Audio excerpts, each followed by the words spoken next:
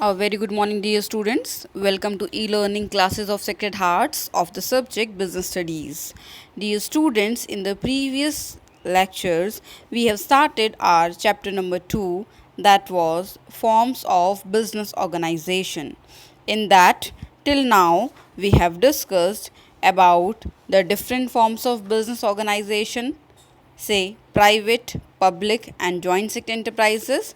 Thereafter, we have discussed about the forms of private sector enterprises, in which we have discussed about the sole proprietorship, its meaning, features, merits, and demerits. Dear students, in the previous lecture, we have covered the point second form of private sector enterprises, that was joint Hindu family business. It was a form of business that is carried on by all the male members of a joint Hindu family and having some ancestral property. Along with the meaning and the essential conditions of the joint Hindu family business, we have discussed about its different features such as formation, that means no agreement is needed for the formation, only the conditions must be fulfilled. Second, liability. In the context of Karta, the liability is unlimited and the liability of other members is limited. Thereafter, we have discussed about the third feature, that was control. So the business is overall controlled by Karta because he is only the person who is having the whole sole responsibility and authority to take decision and to sign the contracts with outsider. And the last but not the least, we have discussed about the minor partner. In this, there is no restriction for the adding up of the minor, because as soon as a particular birth is there, as soon as the child take birth in the family, the particular child become the member of the joint Hindu family. So this was all about the joint Hindu family business that we have discussed earlier. Dear students, today we are going to discuss about our next topic, that is the partnership. Today we will discuss about the meaning of partnership, definition of partnership, and thereafter the different features of partnership. So let's get started. Initially, the meaning of partnership. Before the meaning of partnership, let us have an introduction about it. See over here, partnership is a popular form of business for small scale and medium scale business. किसके लिए ज़्यादा ये appropriate रहता है बेटा आपका? Small scale के लिए और मीडियम स्केल के लिए. आगे देखिए, as the size of business grows, one person is not enough to carry on the managerial activity. अगर हम लोग sole proprietorship form of business की बात करें तो सिंगल पर्सन के लिए बिजनेस कंट्रोल करना कंपैरेटिवली मुश्किल होता है.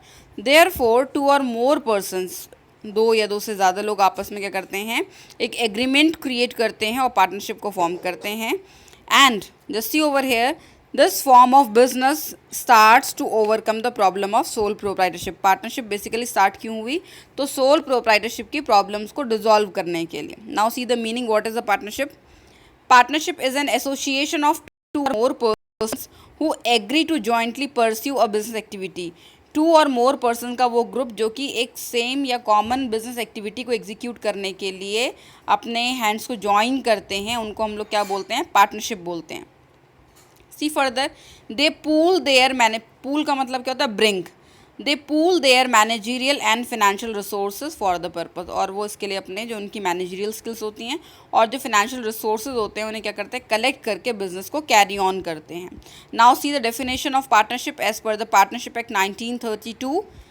Partnership is the relation between two और more persons who have agreed to share the profits of the business.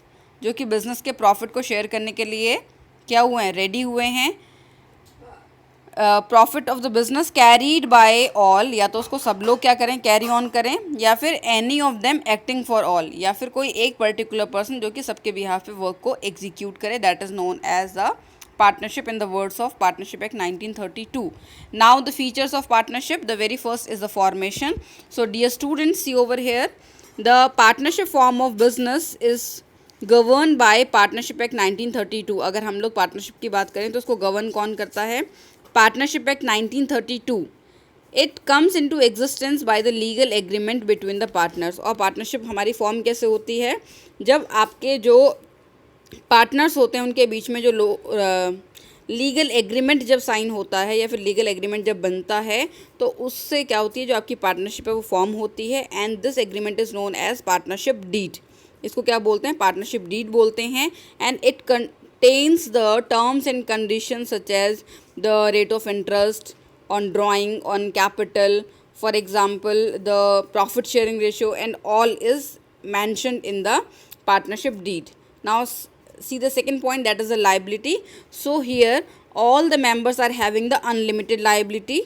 The partners are individually and collectively liable to pay back the debts of the firm. जो आपके partners हैं वो collectively, that means the form of group, and individually, that means from their personal assets as well, they are liable to pay back the debts of the firm, जो कि firm के dates को क्या करेंगे, pay off करेंगे। In the case loss is there, तो अगर आपकी फर्म की एसेट सफिशिएंट नहीं रहती हैं तो पार्टनर्स की पर्सनल एसेट्स पे क्लेम होगा। Next is the risk bearing. The partners of the partnership firm share the profit of the firm in the ratio specified in the agreement. अब इनका जो लॉस शेयरिंग रेशियो है या जो profit sharing ratio है वो आपके agreement, that is partnership deed में क्या होता है, मेंशन होता है, और उसी के अकॉर्डिंग सारे पार्टनर्स क्या करते हैं, प्रॉफिट एंड लॉस को शेयर करते हैं।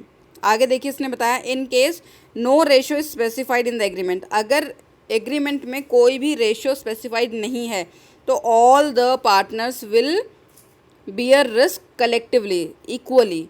सारे जितने पार्टनर्स हैं उनका जो रिस्क है वो क्या होगा, इक्वली बियर अप होगा। Next that is the decision making. All the partners are allowed to manage the partnership firm. जितने भी आपके मेंबर्स हैं, जितने भी आपके पार्टनर्स हैं, they all are allowed to participate in the partnership firm. सब लोग क्या कर सकते हैं, पार्टनरशिप फर्म में क्या कर सकते हैं, पार्टिसिपेट करते हैं। They are having the right. आगे देखिए, दे में स्पेसिफाई द वर्क एरिया। ऐसा हो सकता है कि जितने भी पार्टनर्स हैं वो आपस में अपने वर्क एरिया क्या कर लें, डिवाइड कर लें। फॉर एग्जांपल कोई रॉ मटेरियल परचेज करेगा, कोई मार्केटिंग करेगा, कोई प्रोडक्शन एक्टिविटी करेगा, कोई फाइनेंस देखेगा। It is possible. आगे देखिए, जनरली डे टू डे जो एक्टिविटीज़ हैं उनको कुछ एक जो सर्टेन एक्टिव पार्टनर्स हैं वो एग्जीक्यूट करते हैं, but for the crucial decision, for the important decision सारे पार्टनर्स की जो कंसल्ट है वो रिक्वायर्ड होती है। नेक्स्ट देखिए, कंटिन्यूटी की बात करते हैं बेटा यहाँ पे। तो इसने क्या बताया कि जो आपकी पार्टनरशिप फर्म है वो क्या कर सकती है, एक लॉन्ग टाइम तक कंटिन्यू कर सकती है। लीगली प्रोविज़न ये है कि अगर किसी पार्टनर की डेथ हो जाती है, कोई पार्टनर क्या कर जाता है, एग्जिट कर जाता है, तो पार्टनरशिप डिसॉल्व होगी। But there is a clause, और क्लॉज क्या है कि जो आपका रिटायरिंग पार्टनर है या जो आपका डिजीज पार्टनर है जिसकी डेथ हो गई है, उसको उसका शेयर देकर भी जो पार्टनरशिप फर्म है वो फर्दर क्या कर सकती है, अपना बिजनेस कंटिन्यू कर सकती है। इसलिए यहाँ पे जो बिजनेस की लाइफ होती है वो कंपैरेटिवली लॉन्ग होती है। And the last point, that is the number of partners. Just see over here very carefully. Minimum number of partner कितने होते हैं, minimum number of people required to form partnership 2, इसमें कोई कंडीशन नहीं है। लेकिन मैक्सिमम में देखिए ध्यान से, in the case of maximum, तो as per section 464 of companies act 2013, company act 2013 का एक सेक्शन है 464 सेक्शन, उसके अकॉर्डिंग जो मैक्सिमम नंबर गवर्नमेंट प्रिस्क्राइब करती है वो कितनी करती है, 100 करती है।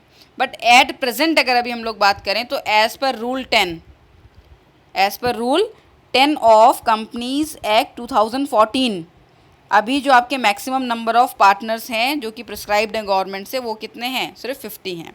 सो this is all about today we have discussed about the meaning of partnership, thereafter the introduction of partnership, definition of partnership, and the features of partnership including formation, liability, risk, decision making, continuity, and the number of partners. This is all about today. God bless you. Lots of love.